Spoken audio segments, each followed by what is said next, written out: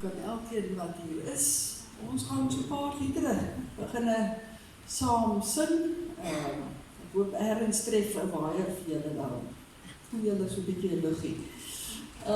Maar kom ons begin sing as ons begin met lied 107, lied wat ons gisteraand gesing het as 'n gebed, 'n pragtige lied om ook nou weer te sing, 'n klein instrument in die hand van die Vader.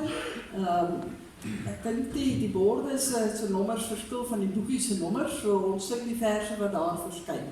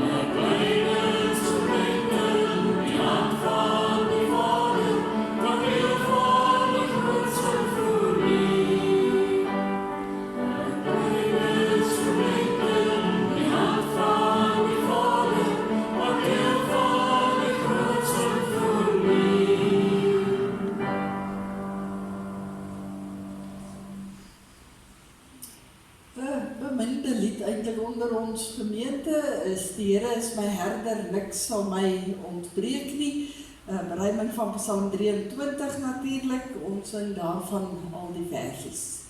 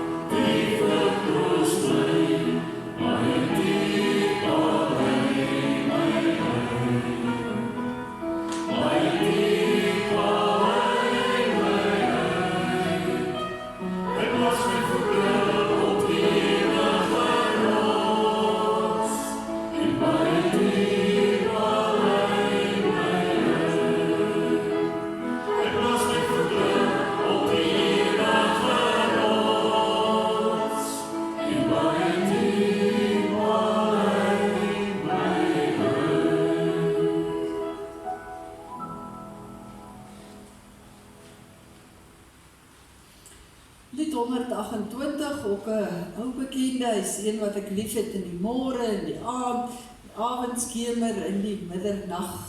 Hy is die een wat ek lief het, is die kernsinnetjie wat ook mooi by ons boodskap pas.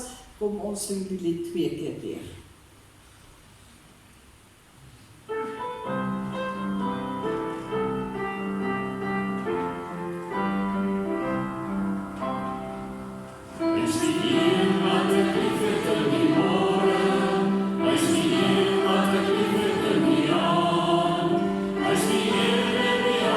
As the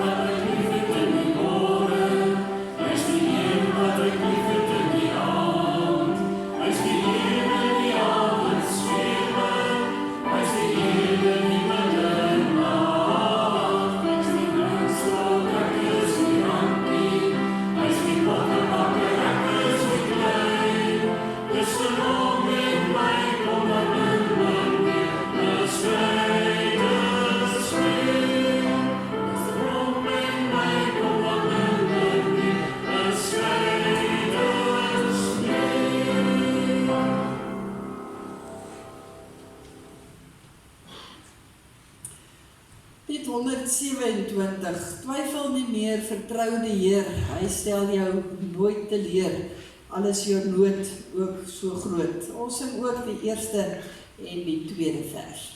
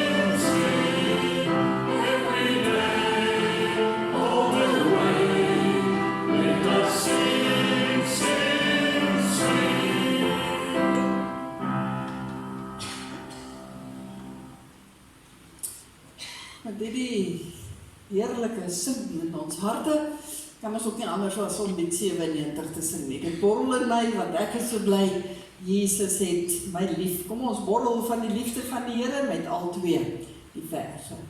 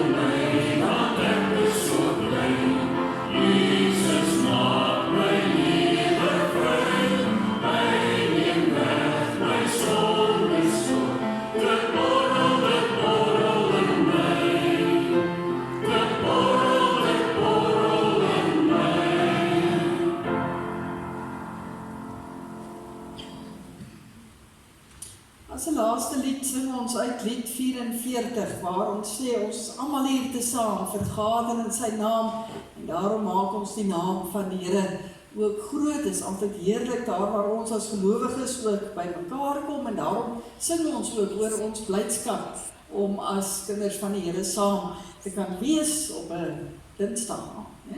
Dinsdag, ja, op 'n Dinsdag aand. So kom ons sing die 3 verse soos dit daar op die borde ook kom.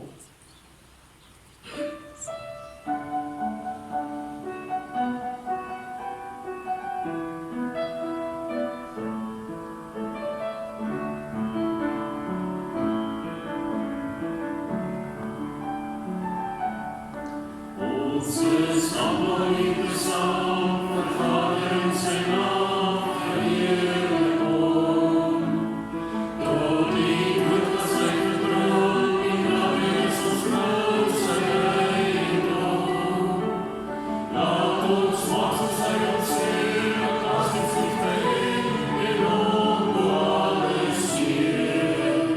Loof hom, Christus die Heer.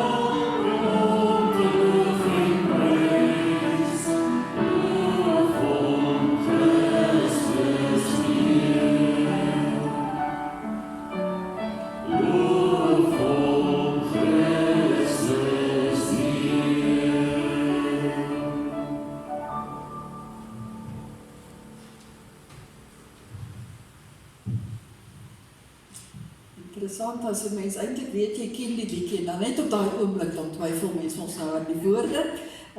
Maar nee, julle baie goed herstel. Ons sê weer, ek sê weer eens baie welkom hier in die huis van die Here, soos ek sê op 'n Dinsdag aand.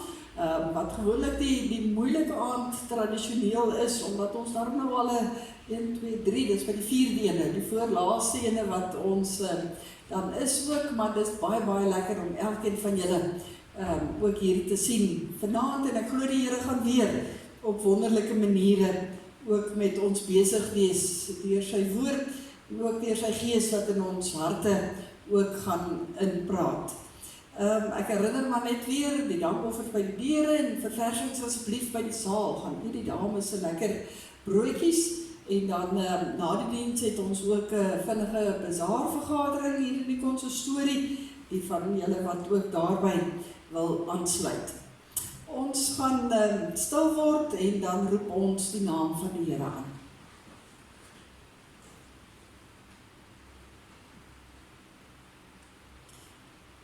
Dit is goed om die Here te loof, om U naam te besing, Allerhoogste, om elke môre van U liefde te getuig en elke aand van U trou. Amen. Geliefdes, die genade, die barmhartigheid en die vrede van God die Vader, die Seun en die Heilige Gees is by elkeen van ons. Ons sing 'n lied, 'n vlamlied, 'n baie aangrypende lied. In die hart van God die Vader is daar 'n sagte plek vir die wêreld en sy mense uit elke huis en kerk. Kom ons sing staande die eerste en die derde vers.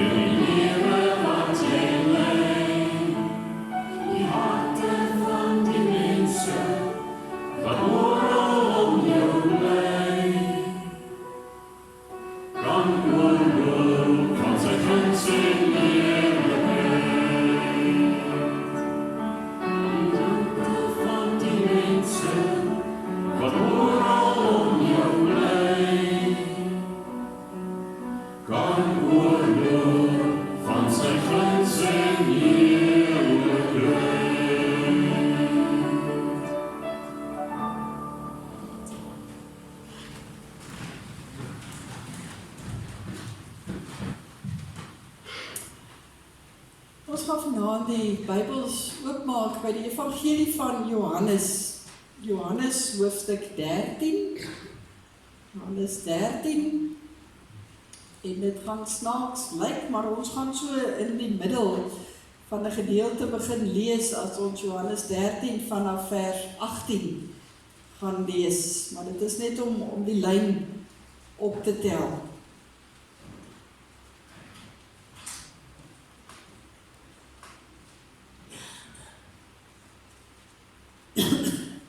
Johannes 13, gaan ons begin by vers 18, Johannes 13, gaan ons begin.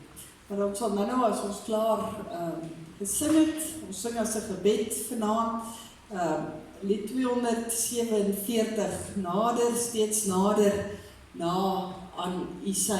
Dit is 'n gebed waar elkeen van ons persoonlik voor die Here ook staan en sê, maar hier is ek, Here, ek wil steeds nader aan U kom ook. So kom ons sing biddende saam hierdie 2 verse.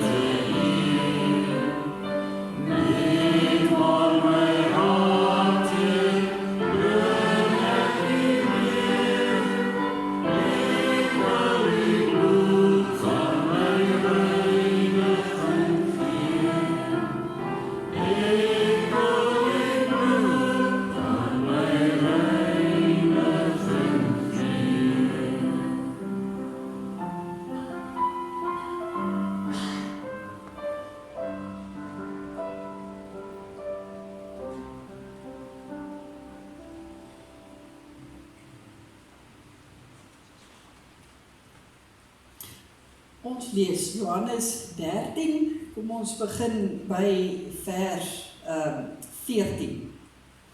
Die voetewasser gedeelte eindig met die woorde waar Jesus sê, as ek, wat julle Here en julle leermeester is, kan julle voete gewas het, behoort julle ook mekaar se voete te was. Ek het vir julle 'n voorbeeld gestel, en soos ek vir julle gedoen het, moet julle ook doen. Dit verseker ek julle, 'n slaaf is nie belangriker as 'n eienaar nie, en 'n gesant ook nie belangriker as die een wat hom gestuur het nie. Julle weet dit nou, gelukkig is julle, as julle dit ook doen. Ek praat nie van julle almal nie, ek weet wie ek uitgekies het, maar die skrif moet vervul word. Hy wat van my brood eet, het my in die rug gesteek. Ek sê dit nou al vir julle voordat dit gebeur, sodat wanneer dit gebeur, julle kan glo dat ek is wat ek is. Dit verseker ek julle, wie iemand ontvang wat ek stuur, ontvang my, en wie my ontvang, ontvang hom wat my gestuur het. Na hierdie woorde het Jesus ewig ontsteld geword en openlik verklaar, dit verseker ek julle, een van julle sal my verraai. Die disippels het verslae na mekaar gekyk en nie geweet wie hy bedoel nie. Die disipel, vir wie Jesus baie lief was, het net langs hom aan tafel gesit. Simon Petrus beduie toe vir hom, dat hy moet vra wie dit is wat Jesus bedoel. Hy leun toe oor na Jesus se kant en vra vir hom, Here, wie is dit? Jesus het geantwoord, dit is die een vir wie ek 'n stukkie brood wat ek in die sous ingesteek het, sal gee. En vat toe 'n stukkie brood, steek dit in die sous en gee dit vir Judas, seun van Simon Iskariot. Ons gaan net tot sover saam lees. Ons teksgedeelte waarby ons 'n bietjie meer gaan stilstaan, is daar by vers 23. Die disipel vir wie Jesus baie lief was, het net langs hom aan tafel gesit. Dan in vers 25, hy leun toe oor na Jesus se kant en vra vir hom, Here, wie is dit? Die disipel vir wie Jesus baie lief was. Nou geliefdes in ons Here Jesus Christus, as ons nou by 'n sprokie kom vanaand, dan is dit bietjie by die sprokie van as poestertjie en by die jonger kinders dalk meer bekend as Cinderella. Lyk daar maar klopie. Cinderella is een van die oudste sprokies wat daar is. Sy ontstaan word al blykbaar teruggevat tot sover as 7 voor Christus, tussen 7 voor Christus en 23 na Christus. Maar 'n soortgelyke verhaal as die een wat ons dalk nou ken van as poestertjie alreeds eintlik sy ontstaan gehad het. Daar waar 'n Griekse slavin, wat ons weet op daardie tyd nooit regte gehad het nie, en wat eintlik maar baie swaar geleef het, met 'n Egiptiese koning getrou het. Baie soos die verhaal van as poestertjie. Hier in die 1634 duik die storie op ook in Europa. En uiteindelik in 1812 word hierdie sprokie neergepen. Julle weet al teen die tyd seker deur wie? Deur die broeders Grimm. Wat dit dan vir ons gee, baie op die trant wat ons dit vandag ken. En ek glo julle ken die storie van as poestertjie, daar was weer eens 'n nare stiefma, wat arme as poestertjie laat werk het, dat die bissies bewe, 2 nare stiefsusters dink ek ook nog, en toe word dan ons 'n bal aangekondig, wat die koning sou hou, sodat sy seun 'n vrou kon kies, en toe verskyn daar 'n vee op die toneel, en iets word 'n koets, 'n pompoen, né? Pompoen word 'n koets, en sy kry 'n mooi rokkie, en mooi skoentjies wat sy moes aantrek, en uiteindelik weet ons, kry sy haar prins toe die skoentjie toe nou pas. Maar het is baie interessant dat in die geskiedenis het hierdie storie van Cinderella of van as poestertjie eintlik 'n woord geword wat baie keer 'n situasie beskryf. Wat ons nie altyd eintlik kan sê nie. Mense sal verwys, dit is 'n regte as poestertjie tyd of 'n Cinderella tyd. En gewoonlik beskryf dit 'n persoon wat voel dat hy of sy se waarde nie raak gesien word nie. Dat hy of sy as persoon nie eintlik in hulle menswees erken word nie. Maar dan swaai daar baie keer 'n towerstaffie en word daardie persoon se lewe 'n suksesverhaal. Na 'n tyd van eintlik half onsigbaar wees in hierdie wêreld en afgeskeep voel, dan swaai dit om in 'n tyd van erkenning en van goedgaan en van sukses. En so is daar baie verhale in hierdie wêreld wat ons daarop kan toepas, wat hierdie lyn eintlik loop. En ek dink nou nie, ek sal verskriklik verkeerd wees vanaand as ek sou sê dat die meeste van ons ervaar ergens in ons lewe, ons maar ook so as poestertjie tyd. Daar waar ons ook iets van hierdie so bietjie afgeskeep voel, so bietjie onsigbaar voel, en ek wil nou nie eintlik die woord gebruik nie, maar waar ons self so bietjie minderwaardig voel. Ek glo dat ons almal iets van dit ken. En ons wens almal met tye, raar tog net 'n ou fietjie in ons lewens moet kom met 'n towerstafie. En tog nou net hierdie towerstafie wil swaai, sodat ek net kan verander, sodat ek net beter kan voel. Wat moet alles verander? Soveel mense dink ek, soveel wense is daar. Maar dit lyk vir my dat wanneer dit regtig tot op die kern gaan dit oor mense se menswees. Of wat ons ook sal kan noem, mense se identiteit. Dit wie ek is, wat baie belangrik is. En hierdie persepsie van wie ek is, bepaal tot 'n groot mate van hoe ons dink, en uiteindelik ook van hoe ons leef en hoe ons optree. En interessant genoeg nogal, is Johannes vir ons 'n uitstekende voorbeeld daarvan.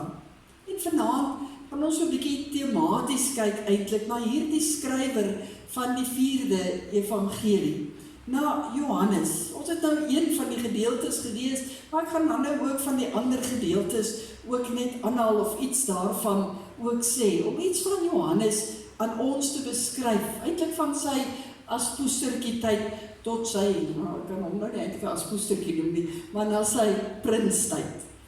Nêrens in die evangelie van Johannes sê die skrywer vir onsself wie hy is nie. Hy noem nooit homself by die naam nie. Maar daar is 'n hele klompie interessante Bybelse feite en dan ook nie Bybelse of buite Bybelse gegevens wat vir ons genoeg getuienis gee dat ons kan weet dat dit die apostel Johannes is wat hierdie evangelie geskryf het. Johannes, een van die seuns van Zebedeus. En wanneer nou hy hier sy evangelie skryf, dan dink hy terug, want hy was 'n ooggetuie uiteraard, omdat hy saam met Jesus beweeg het. En kan hy nie anders as om ook sy weergawe, en ons weet hy doen dit eintlik op 'n baie unieke manier, sy weergawe van die gebeure van Jesus se lewe hier op aarde te gee nie. Sy interpretasie daarvan, van hoe hy dit beleef het as mens, vir ons weer te gee nie. En die manier waarop hy na homself verwys, is eintlik baie besonder. Dit staan eintlik nogal uit, want hy verwys gereeld na homself, nie by name nie, maar by die woorde, die disipel, vir wie Jesus baie lief was. Die disipel vir wie Jesus baie lief was. 6 keer in hierdie evangelie van hom verwys hy so daarna. 1 of 2 keer verwys hy na homself as die ander disipel. Maar 6 keer verwys hy na homself as die disipel vir wie Jesus baie lief was. En ek dink, as ons bietjie gaan grawe van wat hy daarmee bedoel het, dan sal ons iets ontdek van Johannes se identiteit voor Jesus Christus. Maar ek dink sal ons ook iets wonderliks ontdek oor ons eie identiteit voor wie ons is voor Jesus. Wat vir ons as gelowiges vandag ook iets besonders wil sê. Ek het begin wonder oor hierdie opmerking, die disipel vir wie Jesus baie lief was. En nou moet ek bely dat ek nogal altyd gedink het dat Johannes is so 'n bietjie arrogant as hy so skryf. Want dit is my gevoel, hy verwys na homself as Jesus se witbroodjie, asof hy nou so 'n bietjie meer voor in die ry gestaan het, bokant die ander disipels.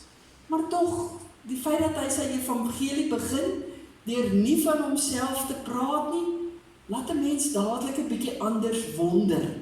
Dit lyk nie of hy enigsins eer in hierdie hele evangelie wat hy geskryf het vir homself gesoek het nie. Trouwens, 'n mens kry amper die indruk dat Johannes hierdie evangelie probeer skryf half onder 'n skuilnaam, as 'n mens dit so kan noem. Al het die geleerde mense nou sy identiteit uitgesniffel, kies hy om by hierdie wyse eintlik op die agtergrond te bly.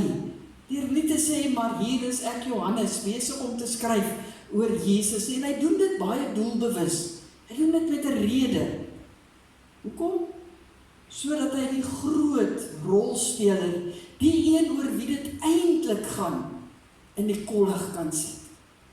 Hy sit vir Jesus absoluut in die middel van sy evangelie.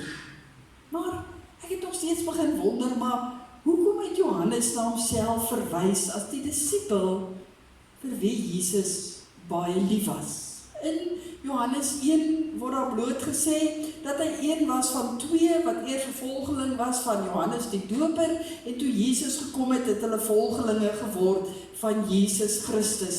En dan begin hy na hom verwys, na hierdie disipel vir wie Jesus baie lief was. En die eerste verwysing kry ons in die gedeelte wat ons saam gelees het, ook vanaand. Ons het nou gesien, dit is net na die gedeelte waar Jesus die disipels se voete gewas het, baie selfopofferend, baie versorgend met sy disipels omgegaan het, en baie dienend opgetree het. En hierin dink ek, het Johannes al begin dink, en begin wonder, maar wat voel Jesus vir hom? Hoe dink Jesus oor hom as Johannes, as mens? En later sou hy die Paasgebeure eerstehands beleef, kruisiging en die opstanding van ons Here Jesus Christus. En as Johannes dan hier sit, ongeveer 90 jaar na Jesus Christus in hierdie evangelie skryf, en homself in hierdie evangelie verwys, dan sou dit in die lig hiervan wees. In die lig van die geskiedenis van wat hy beleef het, hoe ons Here Jesus Christus met hom gewerk het, van wat hy gesien het en ervaar het, daar by die kruisgebeure en by die weggerolde klip. En sê hy eintlik vir ons baie direk, wanneer jy by die voet van die kruis staan, en jy besef die weggerolde klip, dan kan jy nie anders om nie meer dieselfde oor jouself te dink nie. Daar het dit hom getref, en hierdie boodskap baie duidelik gekry, van die Here self af, maar Johannes, vir jou het ek innig lief. Vir jou het ek baie lief. En dit is ons nou 'n feit, sê die slim mense vir ons, dat wat ons van onsself hoor, is baie belangrik in die vorming van ons selfbeeld en dit wat mense van ons dink en dit wat ons die belangrikste van onsself dink. As 'n mens die hele tyd in jou lewe hoor, jy's 'n mislukking, jy's niks werd nie, jy is stout, jy kan nie dit doen nie, dan begin jy dit naderhand glo, jy trek daardie baadjie aan en jy word daardie boodskap wat jy die hele tyd ook hoor. Johannes het hierdie boodskap duidelik en helder die hele tyd by die Here gehoor. Johannes het Jesus vir hom gesê, ek het jou baie lief. Ek het jou baie lief. En hy het dit so sy eie gemaak, dat hy laterand nie anders oor homself kon dink, en homself nie in 'n ander lig kon sien, as die disipel, vir wie Jesus baie lief is nie, as die persoon, vir wie Jesus baie lief is nie. En dit is eintlik wonderlik, as 'n mens in die lig hiervan, na hierdie gedeelte kyk, want skielik het Johannes nie meer omgegee wat ander mense van hom gesê het, of van hom gedink het nie, dit het vir hom totaal onbelangrik geword, eintlik irrelevant, wat Jesus van hom gesê het, dit was vir hom die belangrikste, dit het sy identiteit verander, sy ou identiteit van Johannes, die seun van Zebedeus, word totaal op die agtergrond geskuif, en een saak wat hom totaal en al oorweldig het, is die feit dat hy die een is, een van baie dalk, maar dat hy ook die een is, vir wie Jesus baie lief het. En daar moet ons dalk ook net weer 'n slaggie fyn luister, wat Jesus vir ons sê, want dit mag dalk ons lewens verander. Daardie dae veral as ek soos 'n aspoestertjie voel, ek net weer kan onthou, ek is ook een van die, vir wie Jesus baie lief is. En dis eintlik al wat saak maak.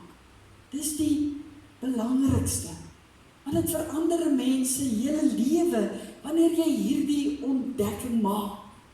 Hier in die teks wat ons saam gelees het, vertel dit vir ons hoe Johannes daar langs Jesus aan tafel gesit het. En dan, omdat hy weet dat Jesus hom so lief het, het hy die vrymoedigheid om hierdie baie intieme vraag, wil ek amper sê, vir Jesus te vra. 'n Vraag wat ons lees vir Jesus baie naby aan die hart gelê het. As hy vir hom vra, eintlik oorleun na hom toe sê, Jesus, maar wie is dit wat jou gaan verraai? Hy waag dit. Hy het die vrymoedigheid om dit te vra, omdat hy weet, die Here het hom lief. En daarom kan ons ook weet, dat ons enige tyd, die sensitiefste dinge wat ons dalk beleef, na die Here toe kan gaan, en dit ook met hom deel, want hy het ons innig lief, en hy luister met daardie liefde. Om iets van 'n voorbeeld te noem, daar is 'n baie fliek gemaak, Of God and Men is die fliek se naam. Dit vertel vir ons van die ware verhaal wat afgespeel het, toe daar op 'n stadium 'n moord was op 7 monnike in Algerië. En dan is daar in die fliek 'n baie aangrypende moment. Daar waar die oudste monnik wat bly leef het, eintlik staan daar in die middel van hulle klooster. Sy naam was Luke. En hy het ernstig eintlik voor God gestaan en sekerlik baie dinge deur sy gemoed laat gaan.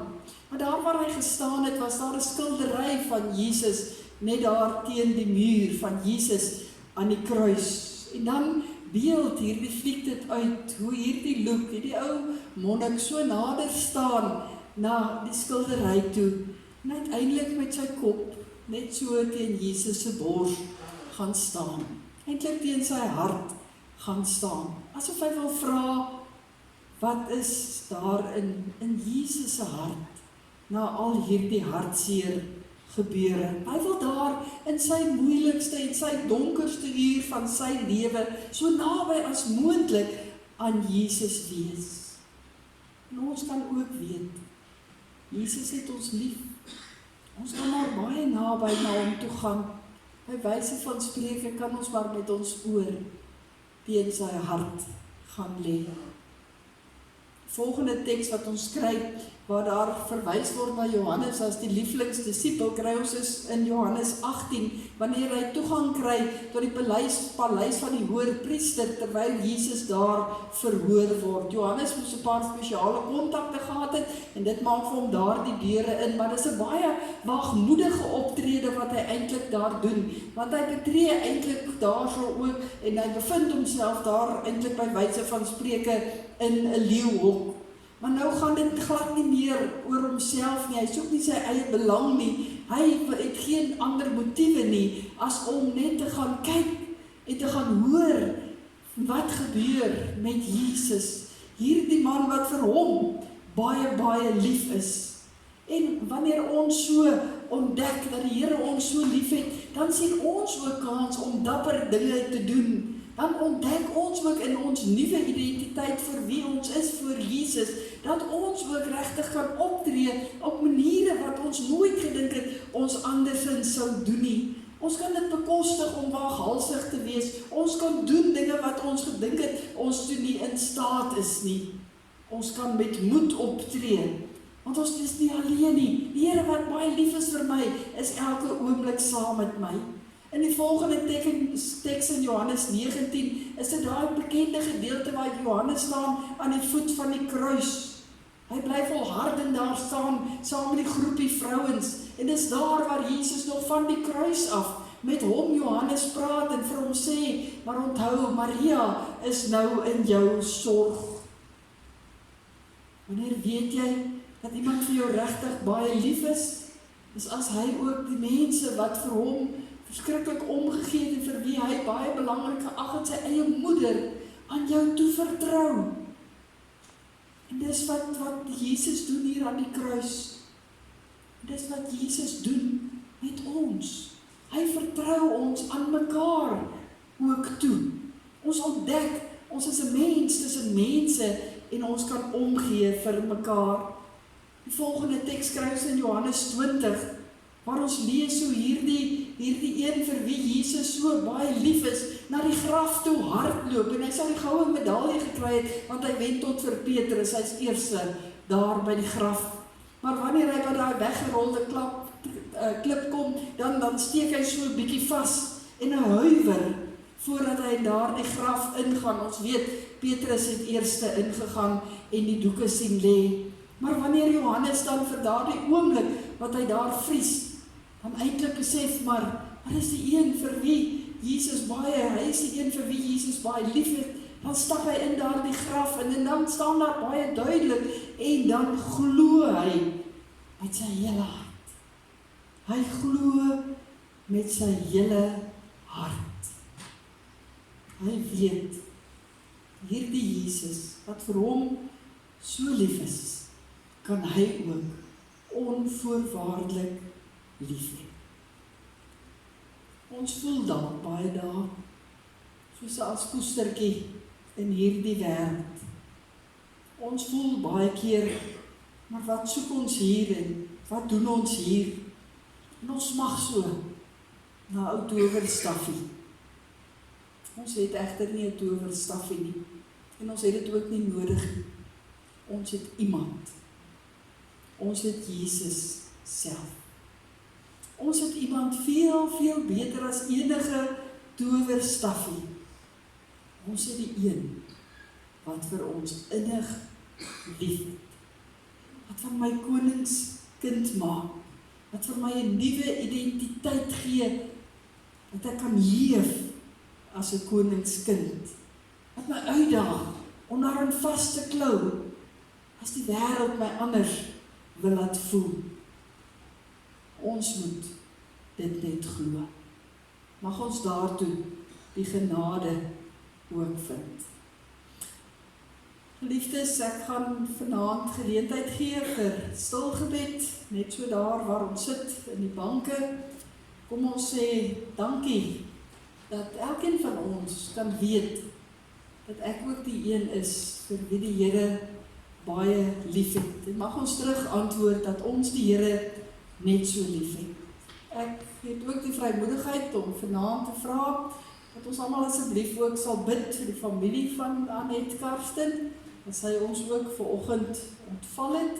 En ons bid asseblief vir Louis en vir die kinders.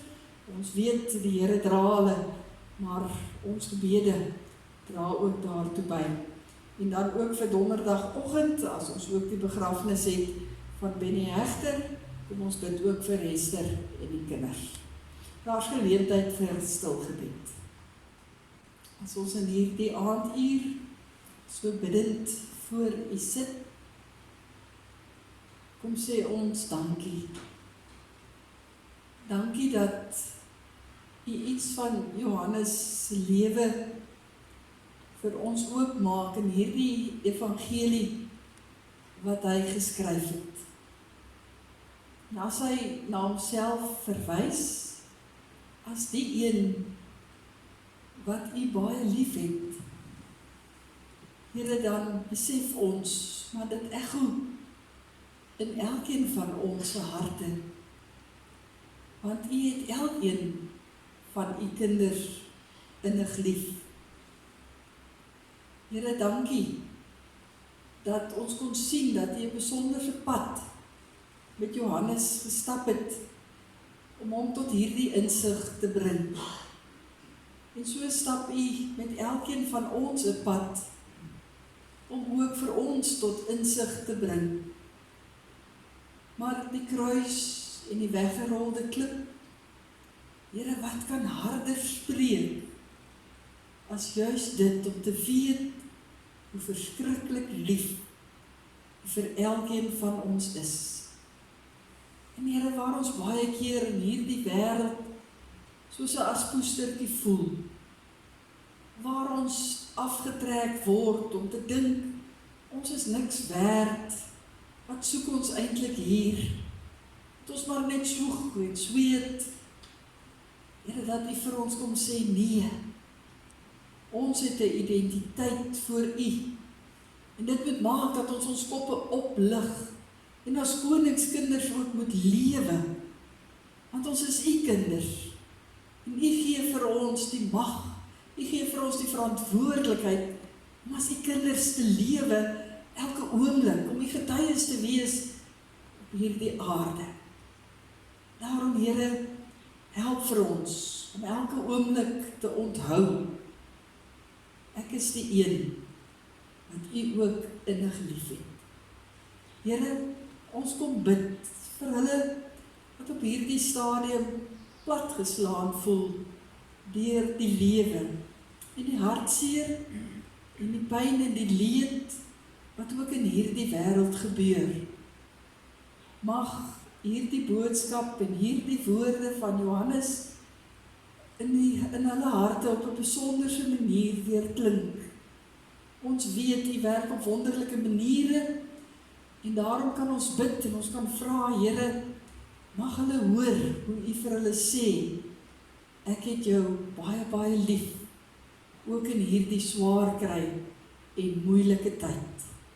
Here, seën vir ons as ons hier uit mekaar gaan, gee ook dat ons na mekaar sal kyk met die oë van Jesus Christus en dat ons ook werklik mekaar sal ophelp, mekaar sal onthou, ons is nie as poestertjies nie, ons is koningskinders.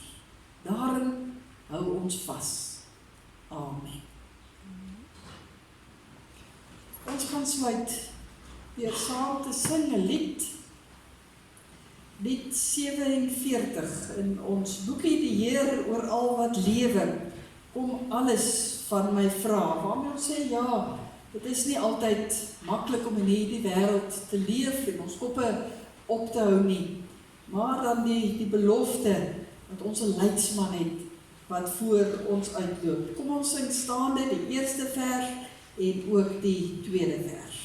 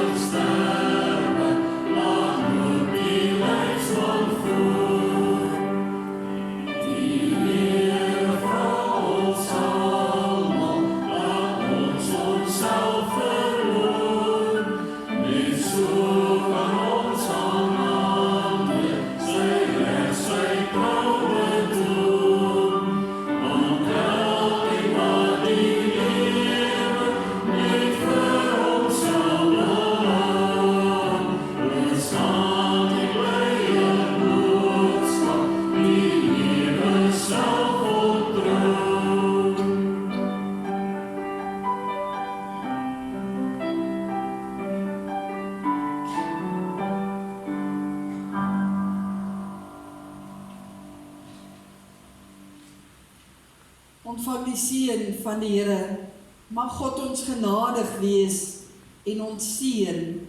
Mag hy tot ons redding verskyn en aan ons sy vrede gee.